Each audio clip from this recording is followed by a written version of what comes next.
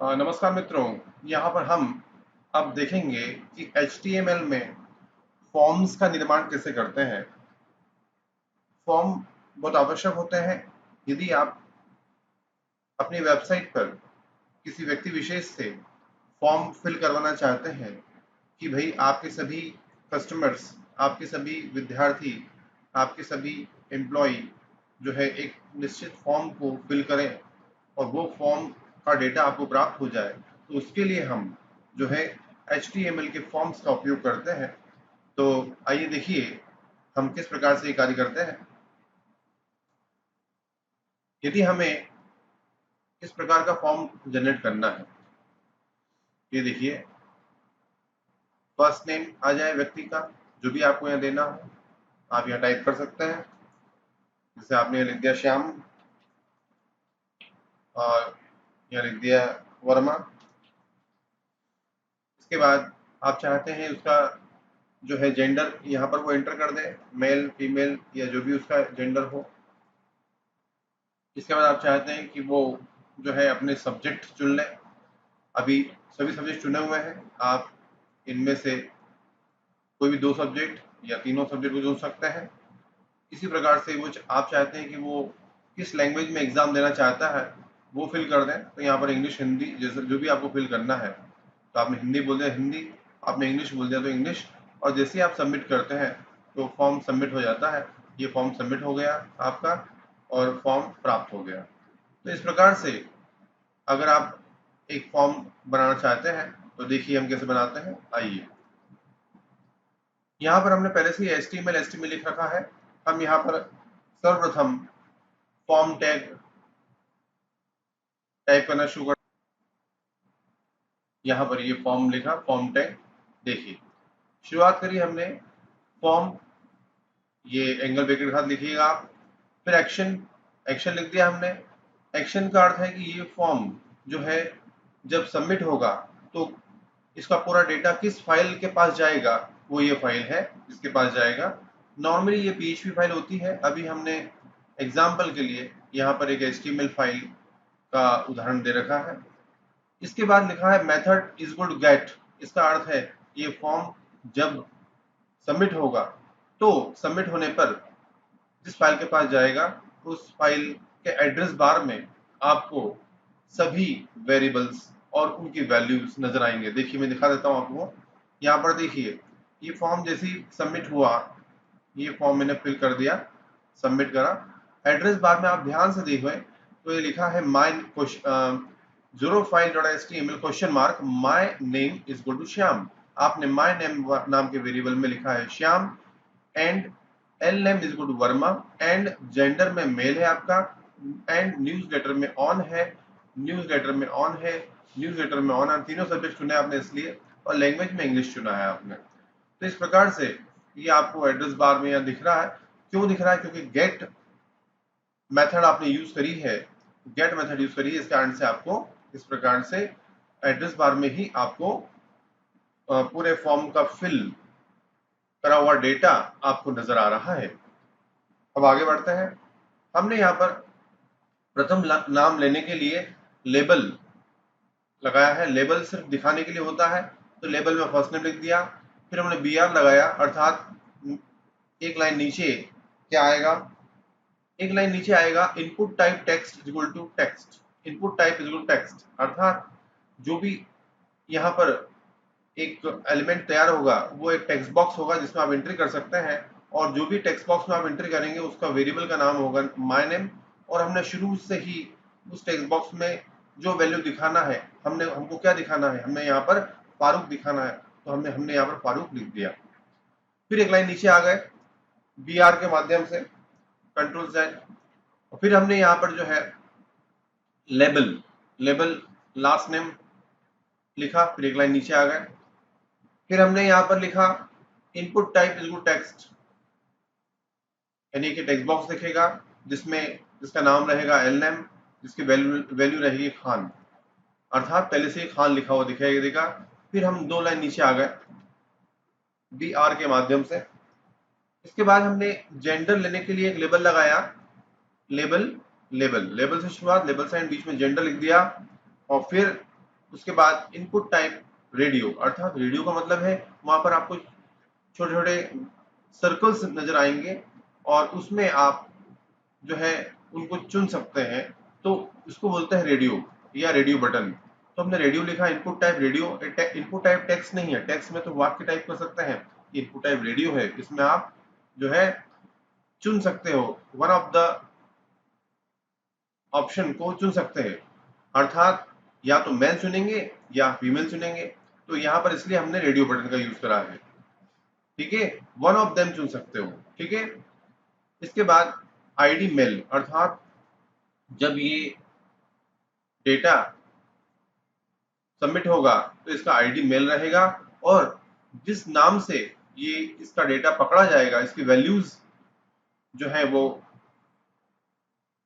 Fetch की जाएंगी, वो जेंडर नाम रहेगा, इसलिए name is equal to gender रखा। ये बाद में जहां भी प्रोग्रामिंग में ये सब जितने भी नेम, जैसे यहाँ पर name my name, name L name, name gender, इनके माध्यम से जो है पीएचपी फाइल्स यह पहचानती हैं कि कौन से वेरिएबल में आपने क्या वैल्यू रखी है। तो ये जो है name is equal to gender, name L name is equal to Khan, sorry, name is equal to L name, name is equal to my name, ये सब वेरिएबल्स के नाम हैं। इनकी इनमें से वैल्यू बाद में पीएचपी फाइल फैच कर लेगी। आगे बढ़े,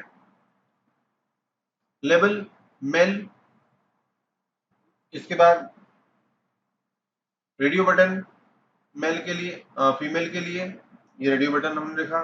देखिए यहाँ पर ये हुआ है कि लेबल मेल लिखा हमने, पहले तो हमने लिखा इनपुट टाइप रेडियो बटन, फिर उसके बाद हमने बताया कि वो जो रेडियो बटन है अगर आप उसको चुनते हो तो वो मेल के लिए रहेगा, फिर एक input type radio button female के लिए, फिर हमने लेबल के माध्यम से बताया कि जो भी आप चुनेंगे वो फीमेल के लिए रहेगा।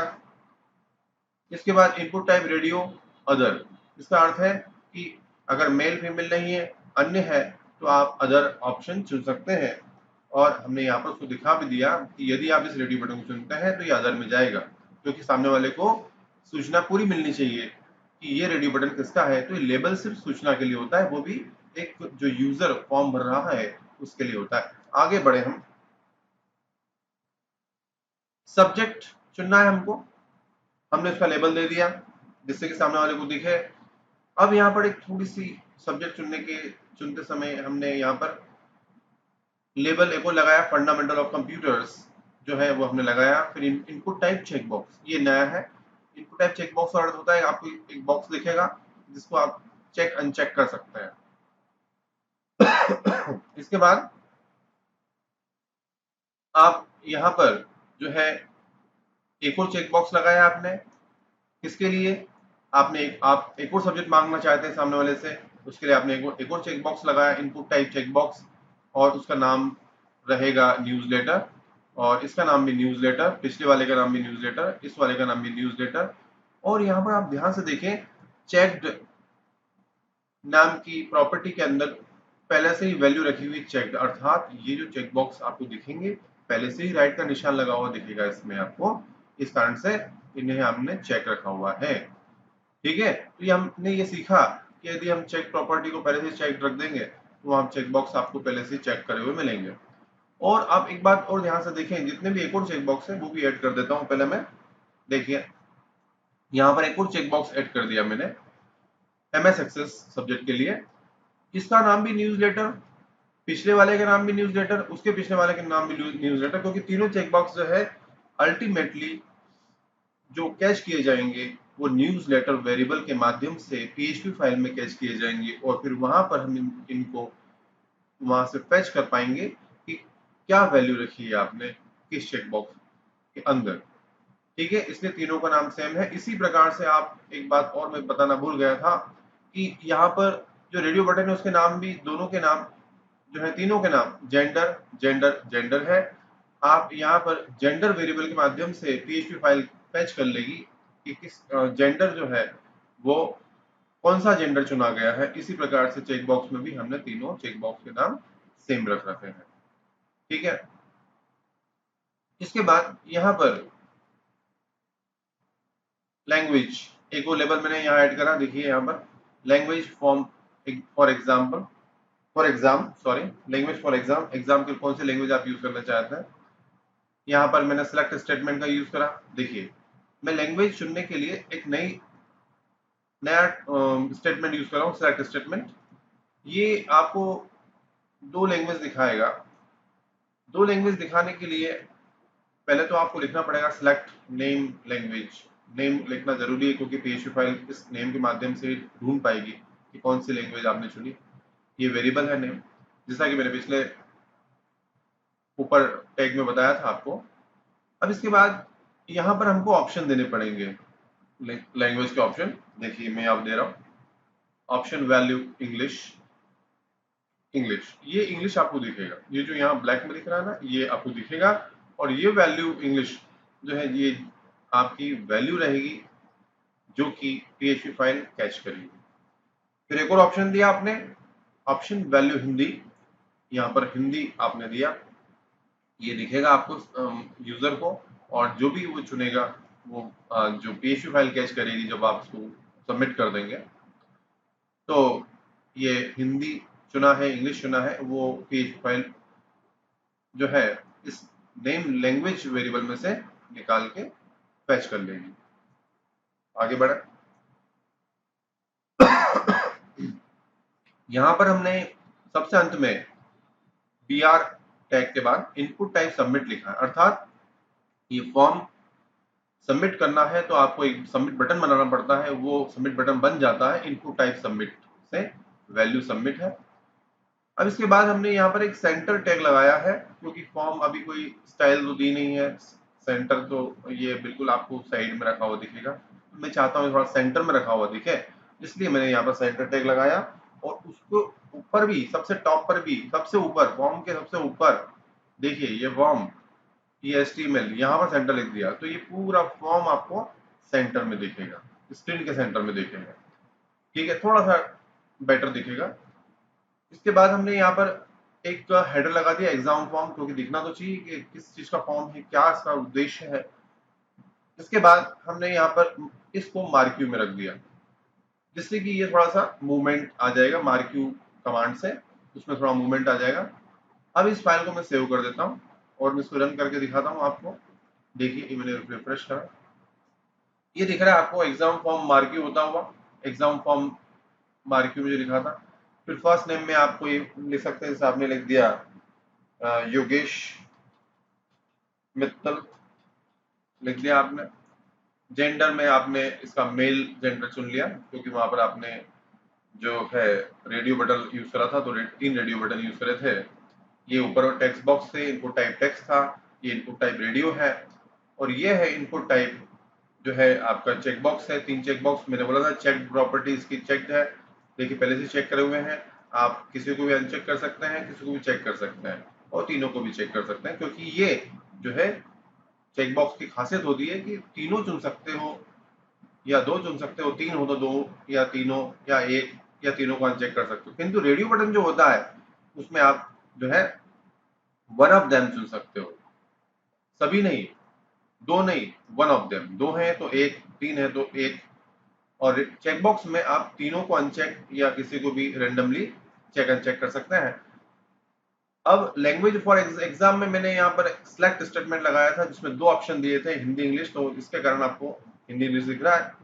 और अंत में मैंने सबमिट बटन लगाया था, इनपुट टाइप सबमिट, इस कारण सबमिट बटन आपको ये दिख रहा है। यहाँ पर जैसे सबमिट बटन पर आपने क्लिक करा, ये फॉर्म मैंने भर दिया है, तो फिल कर दिया है। अब मैं सबमिट बटन पे जैसे क्लिक करता हूँ तो आप देखिए, क्योंकि यहाँ पर पुनः यहाँ आ जाइए, देखिए मेथड गेट थी, इस कारण से जो है आपको ऊपर एड्रेस बार में सभी वैल्यूज और उनके वेरिएबल्स और वैल्यूज दूसरी फाइल में जाते हुए दिख रहे हैं। दूसरी फाइल हमारी जो भी थी उसका नाम था zerofile.html, मैंने थोड़ा सा मैसेज भी उसमें ऐसे लिख दिया था। एड्रेस बार का काम हो रहा है क्योंकि गेट मेथड का आपने यूज करा है। तो इस प्रकार से ये फॉर्म का ट्यूटोरियल यहाँ पर मैंने आपको पूर्ण रूप से समझाने की कोशिश करी, इसको आप देखिए, समझिए। नमस्कार।